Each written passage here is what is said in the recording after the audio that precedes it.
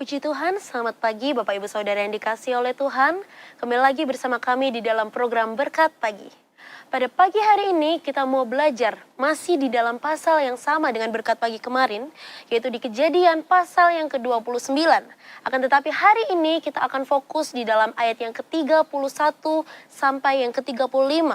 Kalau kemarin kita sudah membahas tentang betapa Yakub mengasihi Rahel, di mana dia mau bekerja selama 7 tahun tetapi hanya dianggap beberapa hari saja. Tetapi pada pagi hari ini kita akan belajar dari satu sosok, yaitu Lea.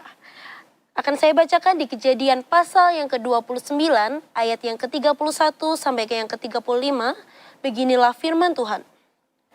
Ketika Tuhan melihat bahwa Lea tidak dicintai, dibukanyalah kandungannya, tetapi Rahel mandul. Lea mengandung lalu melahirkan seorang anak laki-laki dan menamainya Ruben. Sebab katanya, sesungguhnya Tuhan telah memperhatikan kesengsaraanku.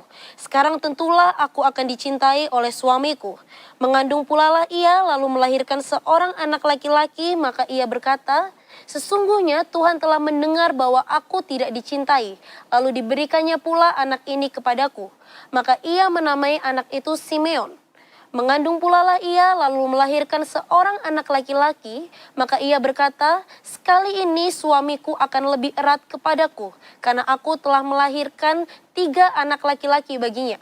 Itulah sebabnya ia menamai anak itu Lewi. Mengandung pula lah ia lalu melahirkan seorang anak laki-laki, maka ia berkata, sekali ini aku akan bersyukur kepada Tuhan. Itulah sebabnya ia menamai anak itu Yehuda. Sesudah itu ia tidak melahirkan lagi. Pada hari ini kita akan belajar dari satu sosok yang tidak dicintai. Dikatakan di ayat 31 tadi, ketika Tuhan melihat bahwa Lea tidak dicintai. Ini menunjukkan bahwa Yakub lebih mengasihi seorang Rahel dibandingkan seorang Lea. Akan tetapi apa yang akan kita pelajari dari seorang Lea? Manusia memiliki rasa untuk ingin dicintai, untuk ingin diakui oleh orang-orang di sekitarnya. Termasuk Lea sendiri. Sehingga Lea mencari validasi dan pengakuan yang dia inginkan dari seorang Yakub, yaitu dari suaminya sendiri. Sehingga kalau kita lihat di ayat-ayat yang kita telah baca, nama-nama dari anak-anak seorang Lea adalah curhatan dari seorang Lea yang rindu dikasihi oleh suaminya. Curhatan dari seorang Lea yang diabaikan oleh suaminya sendiri. Kalau kita lihat dikatakan dia menamainya tentulah akan dicintai apabila dia melahirkan seorang anak laki-laki. Akan tetapi, apakah setelah Lea melahirkan anak-anak bagi seorang Yakub, Yakub menjadi lebih mengasihi dia dibandingkan seorang Rahel? Jawabannya tidak, Bapak Ibu Saudara. Sama seperti keadaan manusia, kebanyakan dari kita akan berusaha sama seperti seorang Lea ini, mencari validasi. Kita berusaha sebisa mungkin untuk dikasihi oleh dunia ini. Akan tetapi Bapak Ibu Saudara, kasih dari dunia ini sifatnya sangat terbatas. Sehingga seringkali karena kita menginginkan dikasihi oleh dunia ini, kita merasakan yang namanya kekecewaan. Kita merasakan yang namanya kesendirian. Sehingga di dalam kehidupan kita merasa seolah-olah kita adalah orang yang paling tersakiti. Kita merasa bahkan saat sangat terpuruk, kita bisa berpikir lebih baik aku mati saja. Toh tidak ada yang mengasihi aku. Hal ini pun dirasakan oleh seorang Lea. Lea tidak berharap menikah dengan Yakub, tetapi Laban memberikan Lea sehingga Lea terpaksa harus menikah dengan seorang Yakub. Dan endingnya Yakub tidak mengasihi Lea. Bukankah ini suatu hal yang sangat tragis Bapak Ibu Saudara kalau mau kita bayangkan? Akan tetapi pada hari ini kita melihat di ayat yang ke-31 tadi dikatakan bahwa Tuhan melihat. Meskipun seorang Lea ini diabaikan oleh orang-orang sekitarnya, oleh suaminya sendiri, tetapi Tuhan selalu melihat. Begitu juga dengan kita. Mungkin dunia ini menganggap kita seorang yang rendah. Mungkin mereka tidak menganggap kita. Akan tetapi Tuhan selalu melihat apapun yang kita lakukan. Termasuk usaha-usaha yang kita kerjakan. Meskipun manusia tidak memperhatikannya, bahkan tidak menganggapnya penting, Tuhan selalu menganggap penting keberadaan kita. Pada hari ini kita belajar dari nama-nama yang Lea berikan kepada anak-anaknya. Dari Ruben, Simeon, dan juga Lewi. Dia berkata di akhirnya, awalnya dia berkata, sesungguhnya Tuhan memperhatikan kesengsaraanku. Sesungguhnya Tuhan telah mendengar. Akan tetapi fokusnya, kalau kita mau lihat, dia selalu mengakhirinya dengan kata, supaya suaminya ini akan lebih mengasihi dia. Bisa kita lihat dari perkataannya, dari nama-nama yang diberikannya, bahwa Lea ini lebih fokus kepada kasih Yakub dibandingkan dengan kasih yang Tuhan berikan kepadanya. Tapi bukankah kita juga sering kali begitu, Bapak Ibu Saudara?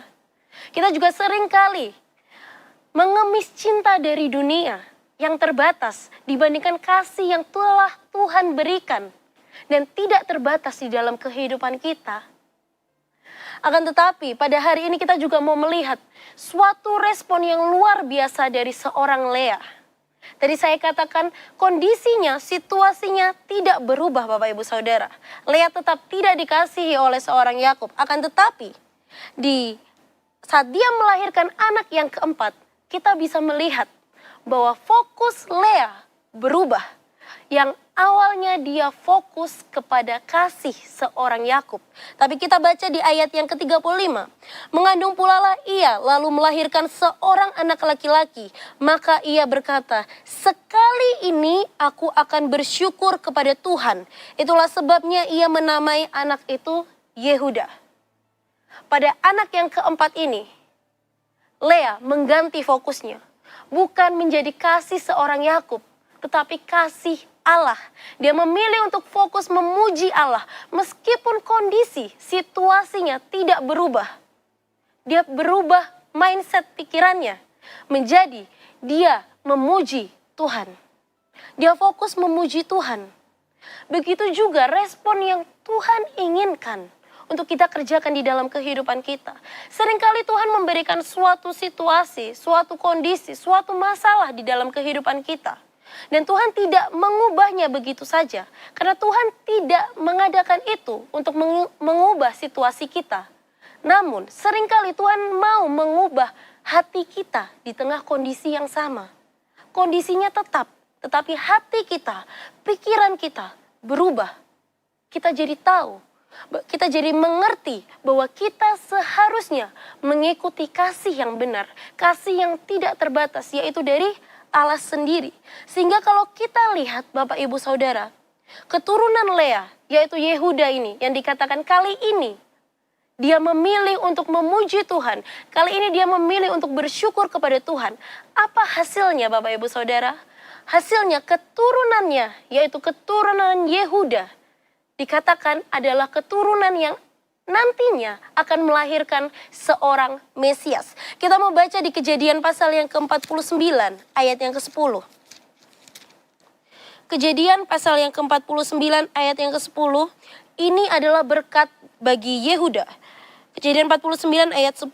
Tongkat kerajaan tidak akan beranjak dari Yehuda ataupun lambang pemerintahan dari antara kakinya sampai dia datang yang berhak atasnya, maka kepadanya akan takluk bangsa-bangsa. Di sini kita bisa lihat Bapak Ibu Saudara, Lea masih tidak dipilih oleh Yakub. Lea masih tidak dipandang oleh Yakub. Tetapi dengan Allah memandangnya, dengan Allah memilihnya, Allah bisa melakukan hal yang luar biasa di dalam kehidupannya. Asalkan fokus kita tetap untuk memuji Tuhan. Bukan dengan kondisi di sekitar kita, melainkan hati kita menjadi benar di hadapan Tuhan. Demikianlah respon yang harus kita lakukan di dalam kehidupan kita Bapak Ibu Saudara. Mungkin hanya ini firman Tuhan yang disampaikan pada pagi hari ini.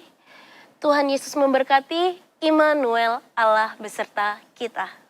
Kami perlu Kau Tuhan.